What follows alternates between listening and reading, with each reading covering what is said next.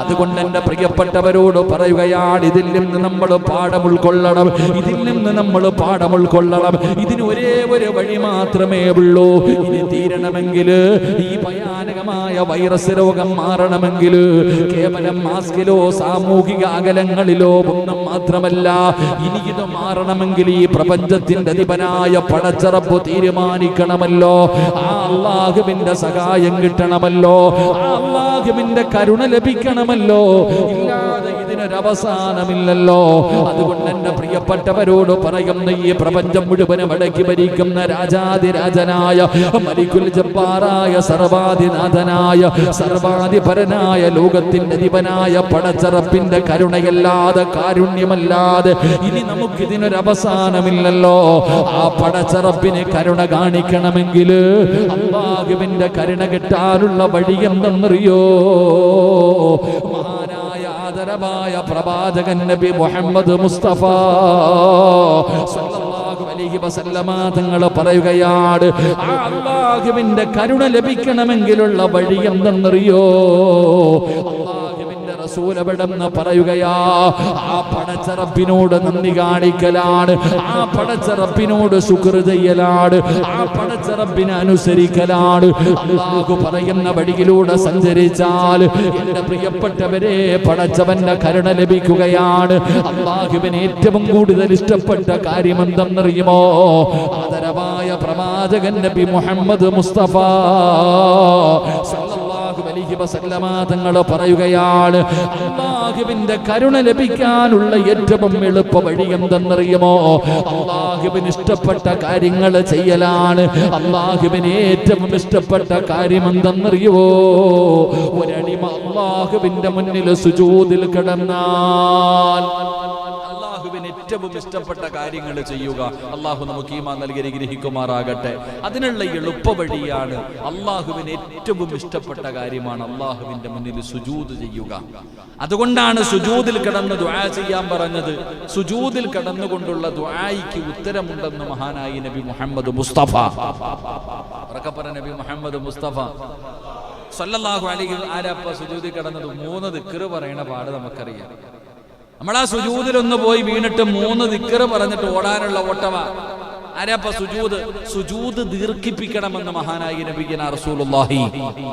മഹാനായി ഈ fan of ആക്കാൻ പറ്റുമോ? അപ്പൊ ഒന്നാമത് ജലദോഷമൊക്കെ വെച്ചോണ്ട് പോകാൻ തന്നെ പേടിയാ. ആശുപത്രി കയറണമെങ്കിൽ ഒന്ന് ഓഫ് ആക്കി 3 ഫാനും കൂടെ അടിച്ചു കഴിഞ്ഞാൽ ജലദോഷം തന്നെ പേടിയാ. ലൈറ്റ് ഓഫ് ആക്കാൻ ഫാൻ ഓഫ് ആക്കറോ? ഒരു സ്വിച്ച് നെക്കിയാൽ 3 കെടും. അതാണ് പ്രത്യേകത. എന്റെ പ്രിയപ്പെട്ട സഹോദരങ്ങൾ, അള്ളാഹുവിന് ഏറ്റവും ഇഷ്ടപ്പെട്ട കാര്യം സുജൂദ് ചെയ്യാൻ. വേറെ ആരുടെ മുന്നിൽ സുജൂദ് ചെയ്യാൻ പാടില്ല.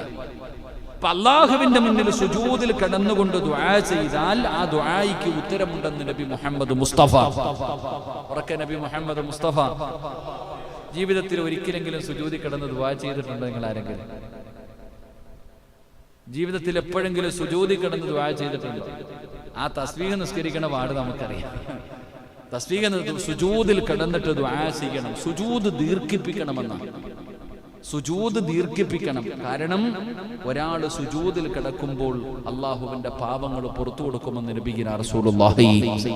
നമ്മുടെ സുജൂദിൽ ഇങ്ങനെ കിടക്കുമ്പോ നമ്മുടെ ശരീരം കൊണ്ട് നമ്മൾ ചെയ്ത പാപം മുഴുവൻ ഈ തലയുടെ മുകളിൽ വന്നിരിക്കും.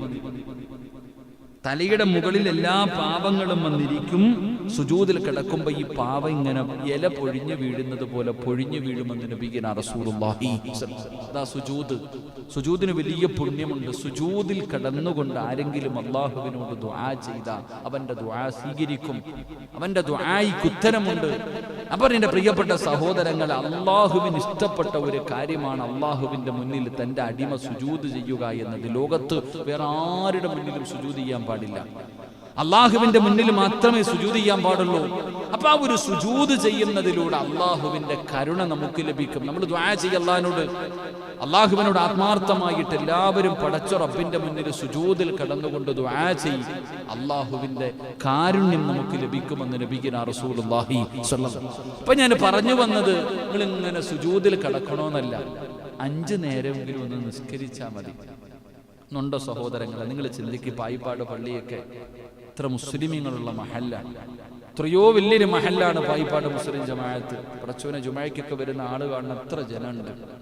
പക്ഷേ നിങ്ങളൊന്ന് സ്വന്തമായിട്ടൊന്ന് ചിന്തിക്ക്, ഇശായിക്ക് ഇവിടെ വന്നിട്ട് സെൻസസ് എടുത്താൽ എത്ര മലയാളികൾ ഉണ്ടാകും? നമ്മൾ മനസ്സിലാക്കേണ്ടത് അവിടെയാണ്. അള്ളാഹുവിന്റെ പള്ളിക്കകത്ത് നിസ്കരിക്കാൻ ആളില്ലാതെ വരിക. ഇപ്പൊ കൊറോണയുടെ പേരും പറഞ്ഞ ഇതിങ്ങനെ പറയാൻ തുടങ്ങിയിട്ട് കാലം കുറേ ആയില്ല. നിസ്കാരമില്ല സഹോദരങ്ങൾ. അള്ളാന്റെ പള്ളിയിലേക്ക് വരുന്നവർ, നിസ്കരിക്കുന്നവർ പോലും വീട്ടിൽ നിസ്കരിക്കുന്നൊരവസ്ഥ, പള്ളിയിൽ വന്ന് ജമാഅത്തായി നിസ്കരിക്കാൻ മടി കാണിക്കുന്നൊരവസ്ഥ. അപ്പൊ ആ ഫർദായ നിസ്കാരം പോലും ഇല്ലാതെ വരുമ്പോ പിന്നെ എങ്ങനെ ഇതിനൊക്കെ ഒരു അവസാനം ഉണ്ടാവുക? എന്റെ പ്രിയപ്പെട്ട സഹോദരങ്ങൾ, അതുകൊണ്ട് 5 വഖത്ത് നിസ്കാരം പള്ളിയിൽ തന്നെ വന്ന് നിസ്കരിക്കുന്ന ഒരു സ്വഭാവം അള്ളാഹു നമുക്ക് നൽകി അനുഗ്രഹിക്കുമാറാകട്ടെ. പള്ളിയിൽ വന്ന് നിസ്കരിക്കുന്നതിലൂടെ നടത്തം എത്രയോ പ്രതിഫലം കിട്ടുന്നു. പള്ളിയിലേക്ക് വരുന്ന ഓരോ ചുവട്ടിടിക്കും പ്രതിഫലമുണ്ടല്ലോ.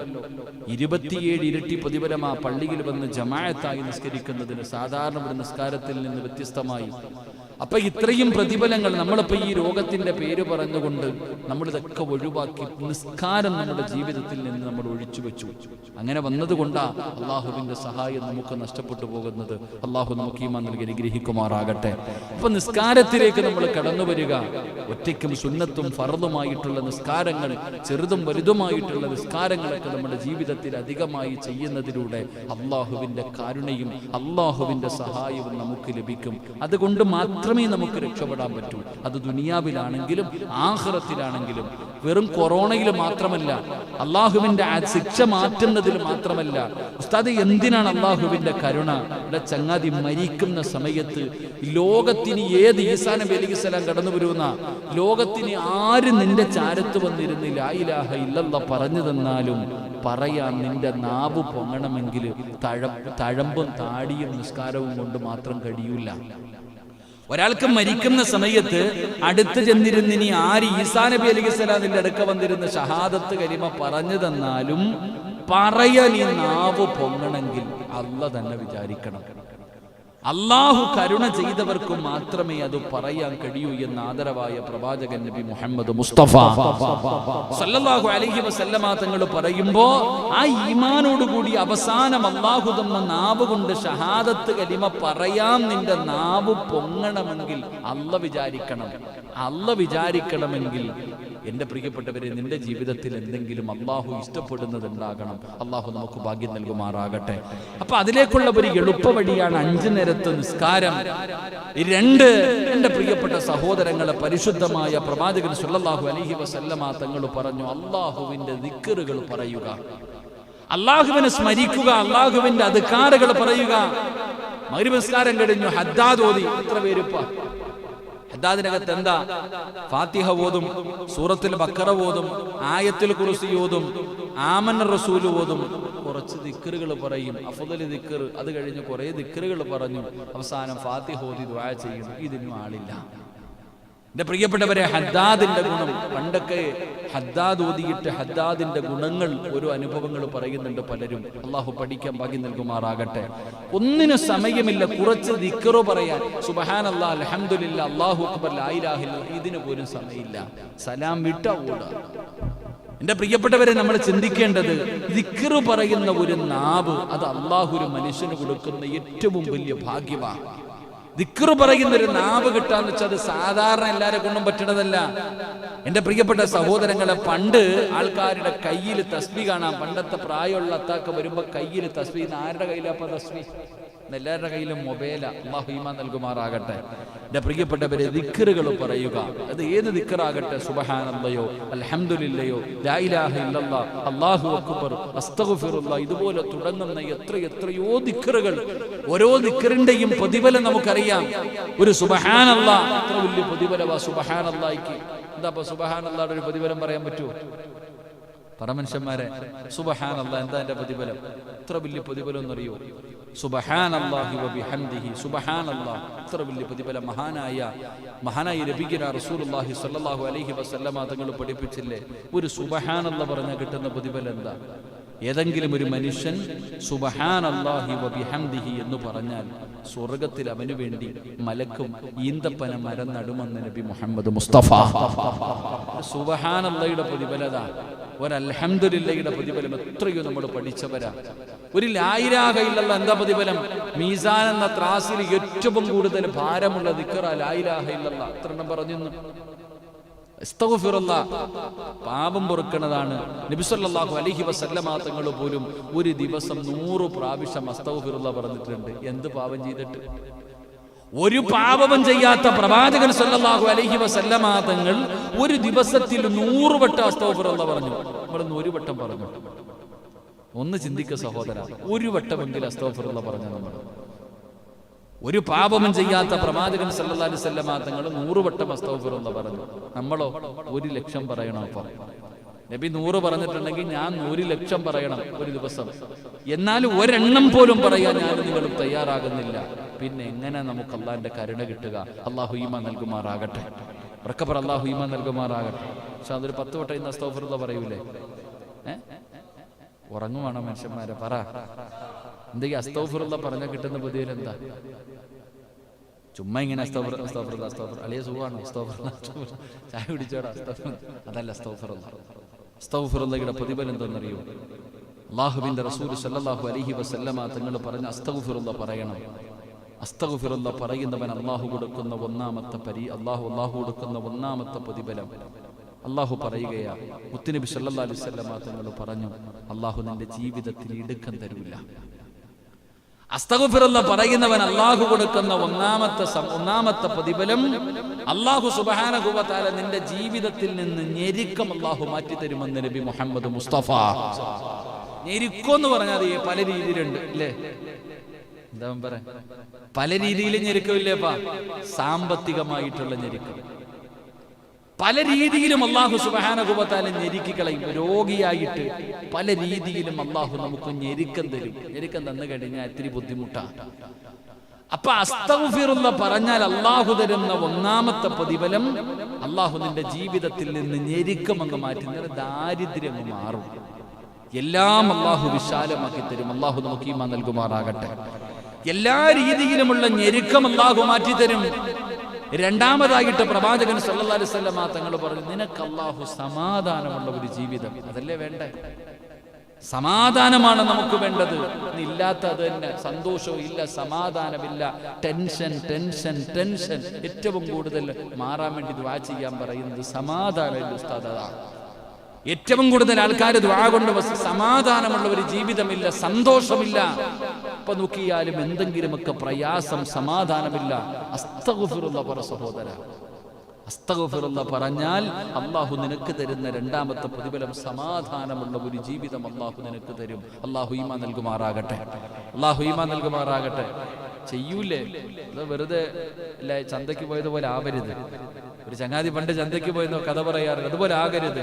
അസ്തഗ്ഫിറുല്ലാഹ് പറഞ്ഞാൽ കിട്ടുന്ന രണ്ടാമത്തെ പ്രതിഫലം അല്ലാഹു നിനക്ക് സമാധാനമുള്ള ജീവിതം തരും. ഇതൊക്കെ വെറുതെ ഇരിക്കുന്ന രാത്രിയൊക്കെ പച്ചക്കറി കടയിൽ ഇരിക്കുമ്പോ പറയാലോ, നിങ്ങൾ വയറിങ് ഉണ്ടെങ്കിൽ പറയാലോ, ചെരുപ്പ് കടയിൽ ഇരിക്കുമ്പോ പറയാം. അതുകൊണ്ട് മോനെ വണ്ടി ഓടിച്ചുകൊണ്ട് പോകുന്ന നമ്മുടെ മുബാശക്കാട് അനീനൊക്കെ നിങ്ങളൊക്കെ പോകുമ്പോ അസ്തഗ്ഫിറുല്ലാഹ് ബസ് മുതലാളിക്ക് കുഴപ്പമില്ല. എല്ലാവരും അസ്തഗ്ഫിറുല്ലാഹ് പറയുന്നതിലൂടെ ഒരു സമാധാനം, ഒരു ടെൻഷൻ വേണ്ട. മുതലാളി ഓടിയാലും ഓടിയില്ലെങ്കിൽ നിങ്ങൾക്ക് ലാഭമല്ലേ? എന്റെ പ്രിയപ്പെട്ട സഹോദരങ്ങൾ, അല്ലാഹു പറയുന്ന അല്ലാഹുവിന്റെ റസൂൽ സല്ലല്ലാഹു അലൈഹി വസല്ലമ തങ്ങൾ പറഞ്ഞു, 2 നിനക്ക് സമാധാനം അല്ലാഹു തരും. അല്ലാഹു നൽകി അനുഗ്രഹിക്കുമാറാകട്ടെ. പലർക്കും അതുണ്ടോ? നമ്മളെ കാണുമ്പോൾ ചിരിച്ചു കളിച്ച് നടക്കുന്ന പലർക്കും ആ സാധനം ഇല്ലാത്തത്. അല്ലാഹു നൽകി അനുഗ്രഹിക്കുമാറാകട്ടെ. 3 നിനക്ക് താങ്ങാൻ കഴിയാത്ത വേദന അല്ലാഹു തരില്ല. അതാ മനസ്സിലാക്കണ്ടേ. അസ്തഗ്ഫിറുല്ലാഹ് പറയുന്ന ഒരു മനുഷ്യൻ അല്ലാഹു കൊടുക്കുന്ന മൂന്നാമത്തെ പ്രതിഫലം നിന്നെ കൊണ്ട് താങ്ങാൻ പറ്റാത്ത വേദന അല്ലാഹു നിനക്ക് തരൂല. എന്താ താങ്ങാൻ പറ്റാത്ത വേദന? നിന്റെ മക്കൾ പെട്ടെന്ന് മരിച്ചാൽ താങ്ങാൻ പറ്റുമോ? ഒറ്റയടിക്ക് നിനക്ക് അല്ലാഹു തന്ന മക്കള് പോയാൽ, അല്ലെങ്കിൽ നിന്റെ മക്കൾക്ക് എന്തെങ്കിലും ഒരു മാരകമായ രോഗമല്ല തന്ന താങ്ങോ നിന്നെ കൊണ്ട്? എന്റെ പ്രിയപ്പെട്ടവരെ, ഇന്നും നമ്മുടെ വയലിന്റെ എന്റെ ഒരു പ്രിയ സുഹൃത്ത് ചിറ്റാറുള്ളത് ഷമീർ എന്ന് പറയും. അള്ളാഹുവിന്റെ ഖബറിടം അള്ളാഹു വിശാലമാക്കി കൊടുക്കുമാറാകട്ടെ. അദ്ദേഹത്തിന്റെ പ്രിയപ്പെട്ട സഹോദരന്റെ കുട്ടി ഇന്ന് സർജറി കഴിഞ്ഞു. ആ സഹോദരന്റെ മകൾ അനുസരിക്ക കുട്ടിയുടെ ഇന്നലെ എന്നെ വിളിച്ചിട്ട് കരഞ്ഞുകൊണ്ട് നമ്മുടെ ഈ മജ്‌ലിസിൽ ദുആ ചെയ്തു. വലിയ സർജറി, വയറിനകത്തൊരു മുഴ വന്നിട്ട് വളരെ പ്രയാസമായിരുന്നു. ഇന്ന് സർജറി കഴിഞ്ഞു അൽഹംദുലില്ലാഹ്. നമ്മുടെ മജ്‌ലിസിൽ വെച്ച് നമ്മൾ ദുആ ചെയ്ത ആ മോക്ക് വേണ്ടി അൽഹംദുലില്ലാഹ് ഇന്ന് രാവിലെ വിളിച്ചിട്ട് പറഞ്ഞു, ഉസ്താദേ സർജറിയൊക്കെ കഴിഞ്ഞു അൽഹംദുലില്ലാഹ്, അല്ലാഹു ആഫിയത്തുള്ള ദീർഘായുസ്സ് കൊടുക്കുമാറാകട്ടെ. വലിയ സർജറി ആയിരുന്നു എൻ്റെ പ്രിയപ്പെട്ടവരെ, ഒരുപാട് പോരായ്മകൾ ഉണ്ടാകുന്ന സർജറി. അപ്പൊ അല്ലാഹു സുബ്ഹാനഹു വ തആല ശിഫ കൊടുക്കുമാറാകട്ടെ. ഞാൻ പറഞ്ഞു വന്നത്, താങ്ങാൻ പറ്റാത്ത വേദന, ഒറ്റയടിക്ക് നിന്റെ ഭാര്യ അങ്ങ് മരിച്ചുപോയി. ഇന്നലെ കൂടെ കടന്നവൾ ഇന്നില്ല. വൈകുന്നേരമായപ്പോ, രാത്രിയായപ്പം 2 മക്കളെയും ചേർത്ത് പിടിച്ചിട്ട് റൂമിനകത്ത് ഒറ്റയ്ക്കിരിക്കുക. ഒന്ന് ആലോചിച്ച് നോക്കിയ രംഗം. മക്കള് ചോദിക്കണോ, ഉമ്മ എന്തേ എന്താ സഹോദരൻ നമ്മൾ പറയുക? ലക്ഷങ്ങൾ നിന്റെ കച്ചവടം മുഴുവനും തകർന്നു പോയി, വലിയ നഷ്ടമുണ്ടാവുക, വലിയ സാമ്പത്തികമായിട്ടുള്ള നഷ്ടമുണ്ടായിട്ട് ബാധ്യത നിന്റെ തലയിൽ വരിക. പടച്ചവനെ ജീവിക്കണോ മരിക്കണോ എന്നറിയില്ല. പൈസക്കാർ വരുമ്പോ ഞാൻ എന്ത് ചെയ്യും? ചോദിക്കാൻ വരുന്നവർക്ക് കൊടുക്കാൻ ഒരു വഴിയില്ലല്ലോ. താങ്ങാൻ പറ്റാതെ വീടിന്റെ മൂലയിൽ ഇങ്ങനെ വിഷമിച്ചിരിക്കുക, ഇങ്ങനൊരവസ്ഥ. ഇതിനുള്ളൊരു പരിഹാരമാണ് പറഞ്ഞത് അസ്തഗ്ഫിറുള്ള പറയാൻ. അസ്തഗ്ഫിറുള്ള പറഞ്ഞാൽ നിനക്ക് താങ്ങാൻ കഴിയാത്ത വേദന അല്ലാഹു നിനക്ക് തരില്ലെന്ന് നബി മുഹമ്മദ് മുസ്തഫ.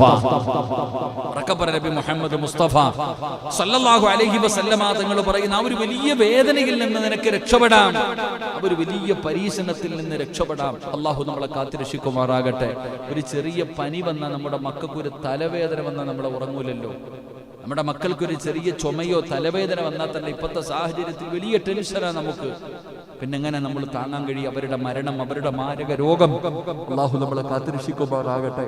നമ്മുടെ മക്കൾക്ക് അല്ലാഹു ആഫിയത്തുള്ള ദീർഘായുസ്സ് കൊടുക്കുമാറാകട്ടെ. അപ്പൊ അസ്തഗ്ഫിറുള്ള പറഞ്ഞാൽ കിട്ടുന്ന 3ാമത്തെ പ്രതിഫലം, നിനക്ക് താങ്ങാൻ കഴിയാത്ത വേദന അല്ലാഹു നിനക്ക് തരില്ല. 4 ഇതുകൂടെ കേൾക്ക്.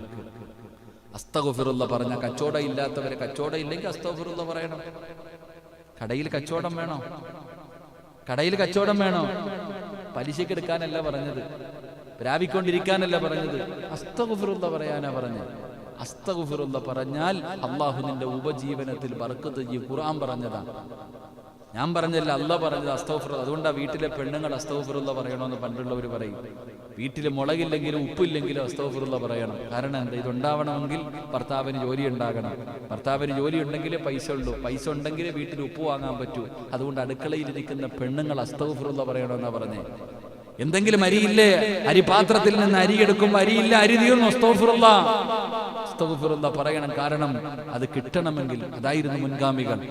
അപ്പൊ അല്ലാഹുവിന്റെ റസൂൽ സല്ലല്ലാഹു അലൈഹി വസല്ലമ തങ്ങൾ പറഞ്ഞു, അസ്തഗ്ഫിറുള്ള പറഞ്ഞാൽ കിട്ടുന്ന 4ാമത്തെ പ്രതിഫലം, നീ ഉദ്ദേശിക്കാത്ത രീതിയിൽ അല്ലാഹു നിനക്ക് റിസ്ക് തരുമെന്ന് നബി മുഹമ്മദ് മുസ്തഫ സല്ലല്ലാഹു അലൈഹി വസല്ലമ തങ്ങൾ പറയുന്നു. നീ ഉദ്ദേശിക്കാത്ത രീതിയിൽ നിന്റെ കുടുംബത്തിലേക്ക് തിന്നാനുള്ള ഭക്ഷണം അല്ലാഹു തന്നെ കൊണ്ടുതരും. അല്ലാഹു ഈമാൻ നൽകുമാറാകട്ടെ.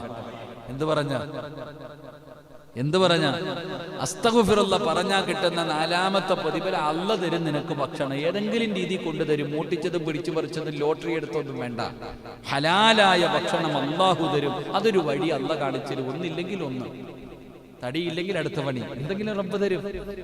ഒരു പണിയില്ലെങ്കിൽ അല്ലാഹു പലപ്പോഴും ചെന്ന്, ഇപ്പൊ ഞാനിപ്പോ ഇവിടെ വന്നു, ഇന്ന് രാത്രി എനിക്കറിയത്തില്ല ഇന്നത്തെ ഭക്ഷണം എന്താന്ന്. അല്ലാഹു അല്ല, എനിക്കറിയില്ല, വല്ലതും ഉണ്ടോ ഇല്ലയോ എന്നറിയില്ല. അതാണ് അല്ലാഹു ഉദ്ദേശിക്കാത്ത രീതി പടച്ചവൻ തരും. ഏത് രീതിയിൽ? ഇപ്പൊ ഞാൻ 2 ദിവസം ഇവിടെ വീട്ടിൽ ചെറിയൊരു ജലദോഷം വന്നു, വീട്ടിൽ പോയില്ല. അല്ലാഹു ആയിരുന്നൊക്കെ ആരെങ്കിലും സമയമാകുമ്പോ എവിടെന്നെങ്കിലും ആരെങ്കിലും കൊണ്ടുതരും.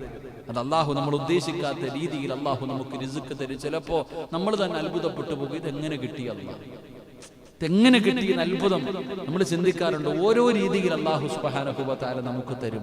നമ്മുടെ പേരെഴുതിയത് അല്ലാഹു നമ്മളിൽ തന്നെ എത്തിക്കും. അപ്പൊ ഞാൻ പറഞ്ഞു വന്നത്, അസ്തഗ്ഫിറുള്ള പറഞ്ഞാൽ കിട്ടുന്ന 4ാമത്തെ പ്രതിഫലം, നീ ഉദ്ദേശിക്കാത്ത രീതിയിൽ അല്ലാഹു നിനക്ക് റിസ്ക് തരുമെന്ന് നബി മുഹമ്മദ് മുസ്തഫ. കടയിൽ കച്ചവടം ഇല്ലാതിരിക്കുന്ന സമയത്തൊക്കെ അസ്തഗ്ഫിറുള്ള പറ. അവിടെ ഇരുന്നു കൊണ്ടൊരു 100 പ്രാവശ്യം അസ്തഗ്ഫിറുല്ലാഹൽ അലീം എന്ന് നീ ആത്മാർത്ഥമായിട്ട് പറ. ആ പറയുന്നതിലൂടെ അല്ലാഹു നിനക്കൊരു വഴി തുറന്നു തരും. അല്ലാഹുവിന്റെ പരിശുദ്ധമായ ഖുർആൻ പറഞ്ഞത് അല്ലാഹു നമുക്ക് ഈമാൻ നൽകുമാറാകട്ടെ. അപ്പൊ ഞാൻ പറഞ്ഞു വന്ന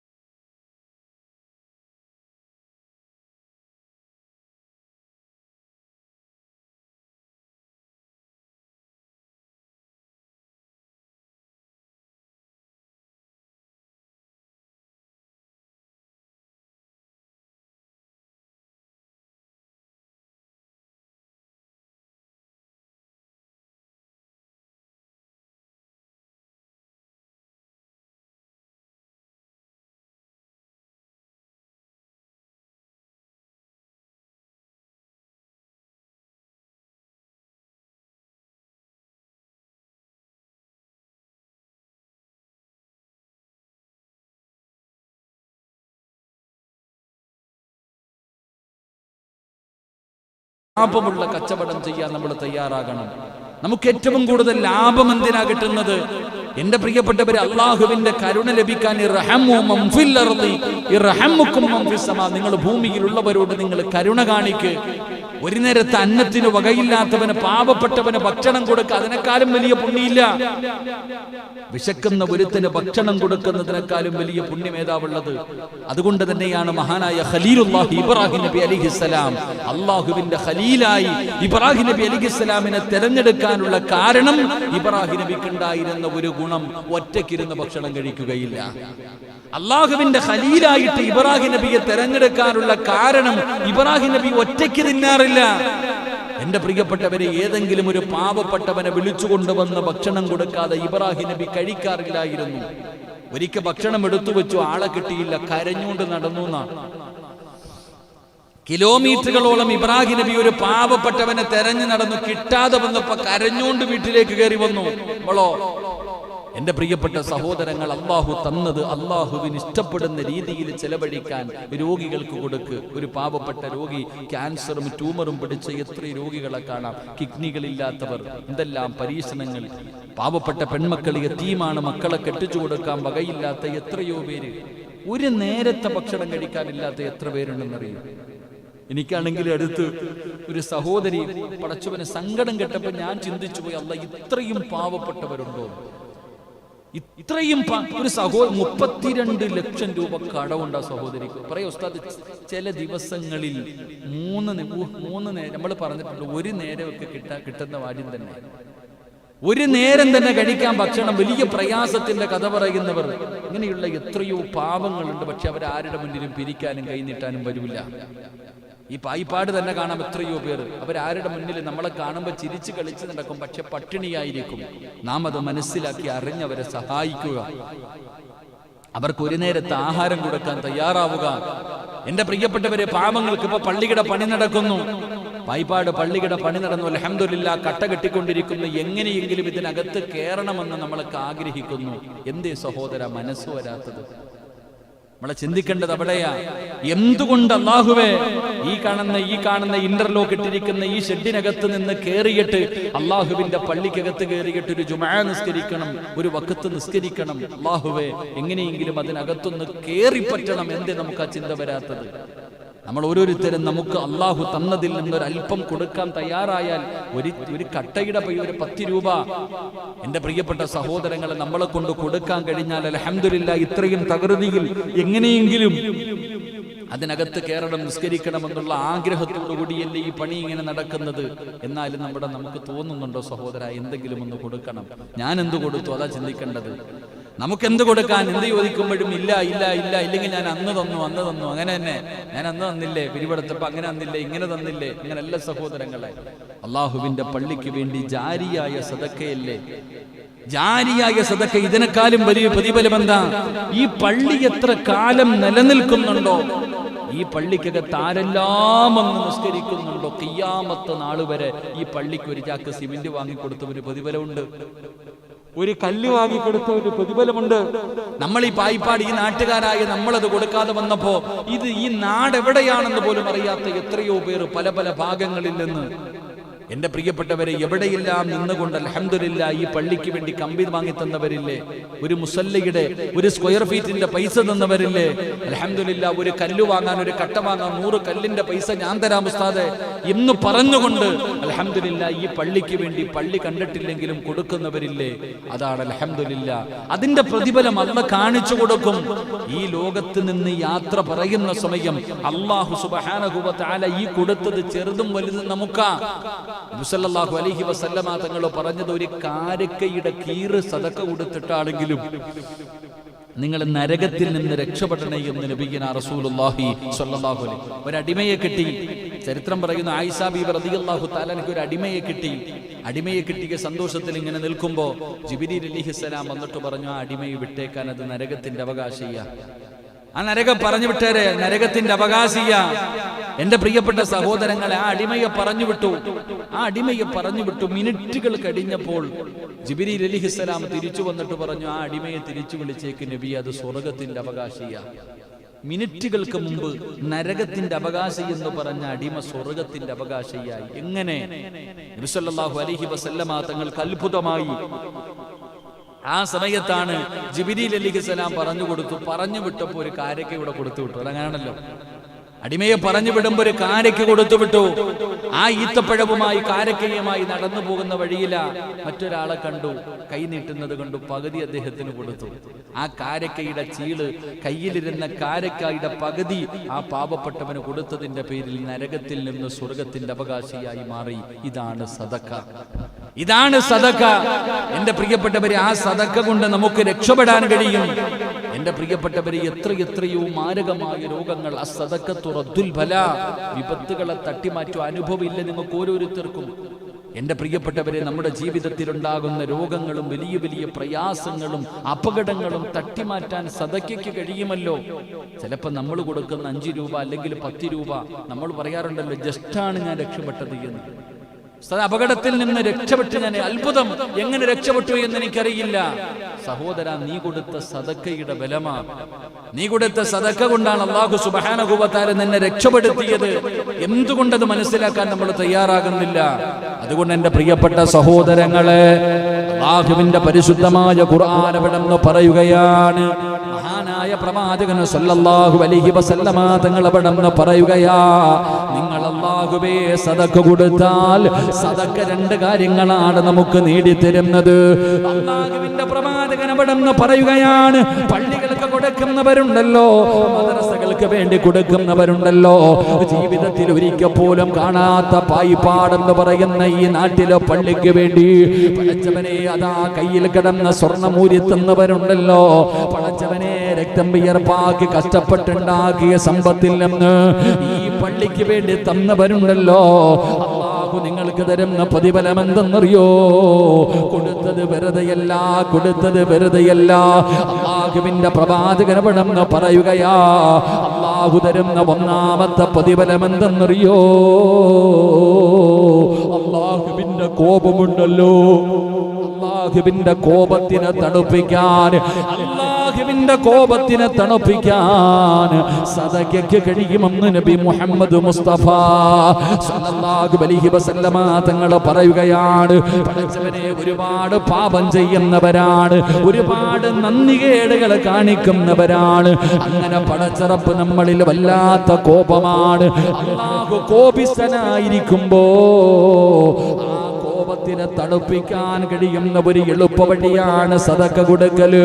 പടച്ചവനെ, സദഖ കൊടുത്തു കഴിഞ്ഞാൽ അല്ലാഹുവിന്റെ കോപം മാറുകയാണ്, അല്ലാഹുവിന്റെ കരുണ ഇറങ്ങുകയാണ്, അല്ലാഹുവിന്റെ സ്നേഹം ലഭിക്കുകയാണ്.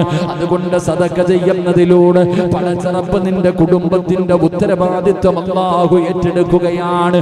ക്യാൻസർ പോലെ, ട്യൂമർ പോലെ മാരക രോഗങ്ങൾ, കൈകാലുകൾ മുറിച്ചു മാറ്റുന്ന രോഗങ്ങൾ, കിഡ്നി തകർന്നു പോകുന്ന രോഗങ്ങൾ, കിടപ്പിൽ കിടന്ന് മലമൂത്ര വിസർജനം നടത്തുന്ന രോഗങ്ങൾ, ഇങ്ങനെയുള്ള രോഗങ്ങളെ തട്ടിമാറ്റി അല്ലാഹുവിന്റെ കാരുണ്യം നിന്റെ കുടുംബത്തിലേക്ക് വരാൻ സദഖ കൊണ്ട് കഴിയുമെന്ന് നബി മുഹമ്മദ് മുസ്തഫ സല്ലല്ലാഹു അലൈഹി വസല്ലമ തങ്ങൾ അവിടെന്ന് പറയുമ്പോ 2ാമത്തെ നേട്ടം എന്താ? അല്ലാഹുവിന്റെ പള്ളിക്ക് വേണ്ടി സദഖ കൊടുക്കുന്നവര് ഈ ദുനിയാവിന്റെ ഈ ഭൂമിയുടെ ഏതെങ്കിലും മൂലയിലിരുന്നിട്ട് ഈ പള്ളിക്ക് വേണ്ടി സദഖ കൊടുത്തവര് അല്ലാഹു തരുന്ന 2ാമത്തെ പ്രതിഫലം എന്തെന്നറിയോ? പേടിക്കണം സഹോദരാ, പേടിയാണ്. ഈമാനില്ലാത്ത മരണം നമുക്ക് വലിയ പേടിയാണ്. ഈമാനില്ലാതെ മരിച്ചു പോയാ നമ്മൾ നഷ്ടപാളിയാണ്. റസൂലുള്ളാഹി പറയുകയാണ്, സദഖയുണ്ടല്ലോ അത് മോശമായ മരണത്തിനെ തടയുമെന്ന് നബി മുഹമ്മദ് മുസ്തഫ സല്ലല്ലാഹു അലൈഹി വസല്ലമ തങ്ങൾ പറയുകയാണ്, ഈമാനില്ലാത്ത മരണമുണ്ടല്ലോ, ഈമാനില്ലാത്ത മരണം അല്ലാഹുവേ, കാഫിറായി മരിച്ചു പോകുന്നൊരവസ്ഥ നീ കാത്തിരക്ഷിക്കണേ അല്ലാ. അതുകൊണ്ട് എന്റെ പ്രിയപ്പെട്ട പാവപ്പെട്ടവരോട് പറയുന്നു, നിങ്ങൾ അധ്വാനിച്ച പൈസയുണ്ടല്ലോ, അത് അല്ലാഹു ഇഷ്ടപ്പെടുന്ന രീതിയിൽ നിങ്ങൾ ചിലവഴിക്കാൻ തയ്യാറായ, നിങ്ങൾ കൊടുക്കാൻ തയ്യാറായ, അല്ലാഹു നിങ്ങൾക്ക് തരുന്ന രണ്ടാമത്തെ പ്രതിഫലം എന്തെന്നറിയോ? മോശമായ മരണത്തിൽ നിന്നുള്ള രക്ഷയാണ്. മോശമായ മരണത്തിൽ നിന്നുള്ള രക്ഷയാണ്. അതുകൊണ്ട് പടച്ചവനെ, നമ്മുടെ ജീവിതത്തിലെ ഏറ്റവും വലിയ ആഗ്രഹമാണ്, പടച്ചറപ്പേ, ഖാബിദുൽ അർവാഹ് മലക്ക് അസ്റായീൽ എന്ന് പറയുന്ന മലക്ക് നമ്മുടെ റൂഹ് പിടിക്കാൻ കിടന്നു വന്നു. അവിടുന്ന് റൂഹ് പിടിച്ച് തൊണ്ടക്കുടിയുടെ ഭാഗത്തേക്ക് റൂഹ് കിടന്നു വന്നു. അവസാനം ആ തൊണ്ടയിൽ നിന്ന് റൂഹ് വലിച്ചെടുക്കുമ്പോ അല്ലാഹു തന്ന നാവ് കൊണ്ട് ജീവിതത്തിൽ അവസാനത്തെ വാക്ക് ലാ ഇലാഹ ഇല്ലല്ലാഹ് ശഹാദത്ത് കലിമ പറഞ്ഞുകൊണ്ട് വെള്ളിയാഴ്ച രാവിലോ പകലിലോ ഒരു ശഹീദിനെ പോലെ സ്വർഗത്തിന്റെ ചിത്രം കണ്ടുകൊണ്ട് അല്ലാഹുവേ, ഈമാനോട് കൂടിയുള്ള ഒരു മരണം വേണമെന്ന് കൊതിക്കുന്നവര്, അത് സദഖയിലൂടെ നേടാൻ പറ്റുന്നതാണ്. നിങ്ങൾ ചെയ്യുന്ന ചെറുതും വലുതുമായിട്ടുള്ള സദഖയുണ്ടല്ലോ, ഈ സദഖയിലൂടെ അല്ലാഹു നിങ്ങൾക്ക് തരുന്ന പ്രതിഫലമാ. അതുകൊണ്ട് എന്റെ പ്രിയപ്പെട്ടവരോട്, അല്ലാഹുവിന്റെ പള്ളിയുടെ പണി നടന്നുകൊണ്ടിരിക്കുകയാണ്, എങ്ങനെയെങ്കിലും ഇതിനകത്ത് കയറണം. എന്ത് വഴിയാണെന്ന് പടച്ചറപ്പിനെ അറിയോ? അതുകൊണ്ട് എന്റെ പ്രഭാഷണം കേൾക്കുന്ന സഹോദരങ്ങളോട്, സഹോദരിമാരോട്, ഒരിക്കലും വെറുതെയാകില്ല, ഒരിക്കലും വെറുതെയാകില്ല. ഇത് ജാരിയായ സദഖയാ, ഇത് അല്ലാഹുവിന് വേണ്ടിയാ, പടച്ചറപ്പിന്റെ പള്ളി പണിയുന്നതിന് വേണ്ടിയാ. പടച്ചവനെ കട്ടകെട്ടിക്കൊണ്ടിരിക്കുകയാണ്. ഒരു 100 കല്ലിന്റെ പൈസയാകട്ടെ, ഒരു ചാക്ക് സിമെന്റിന്റെ പൈസയാകട്ടെ, പടച്ചവൻ നിങ്ങൾക്ക് തന്നതിൽ നിന്ന് ഒരൽപ്പം നിങ്ങൾ കൊടുക്കാൻ തയ്യാറായാൽ നിങ്ങളുടെ ദുനിയാവും നിങ്ങളുടെ ആഖിറവും രക്ഷപ്പെടുകയാണ്. പടച്ചവനെ, നിങ്ങൾക്ക് വേണ്ടി എല്ലാ സദസ്സിലും ദുആ ചെയ്യുകയാണ്.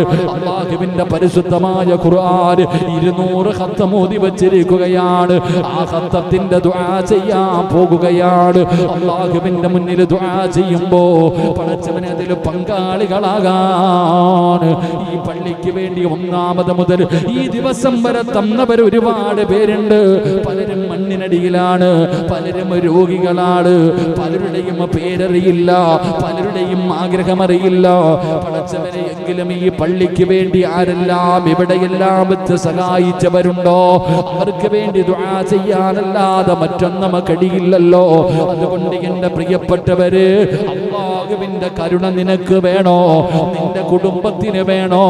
നിന്റെ ഭാര്യ മക്കൾക്ക് വേണോ? നിന്റെ ജീവിതത്തിൽ വേണോ? അല്ലാഹു നിനക്ക് നൽകിയിരിക്കുന്ന നിഅമത്തുകൾ മുഴുവനും മരിക്കുന്ന കാലം വരെ നിലനിൽക്കണ്ടേ? സന്തോഷമുള്ള ജീവിതം വേണ്ടേ? ഈമാനുള്ള മരണം വേണ്ടേ?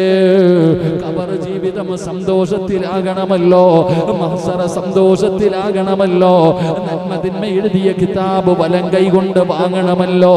പടച്ചറപ്പേ, ഹിസാബില്ലാതെ സ്വർഗത്തിൽ കടക്കണമല്ലോ. പ്രവാചകൻ സല്ലല്ലാഹു അലൈഹി വസല്ലമ തങ്ങളോടൊപ്പം നാളെ ജന്നാത്തിൽ ഫിർദൗസ് എന്ന് പറയുന്ന സ്വർഗ്ഗത്തിൽ അല്ലാഹുവിന്റെ റസൂലിന്റെ കൂടെ കിടക്കണമല്ലോ. എന്റെ പ്രിയപ്പെട്ടവരെ, അതിനുള്ള എളുപ്പ വഴിയാണ് സദഖ കൊടുക്കല്. സദഖ പല രീതിയിലുണ്ട്. അതിലെ ഏറ്റവും നല്ല സദഖ അത് ജാരിയായ സദഖയാ, അത് ജാരിയായ സദഖയാ. അത് അല്ലാഹുവിന്റെ കോപത്തിനെ തടയും, ദുർമരണത്തിനെ തട്ടിമാറ്റുമെന്ന് നബി മുഹമ്മദ് മുസ്തഫ.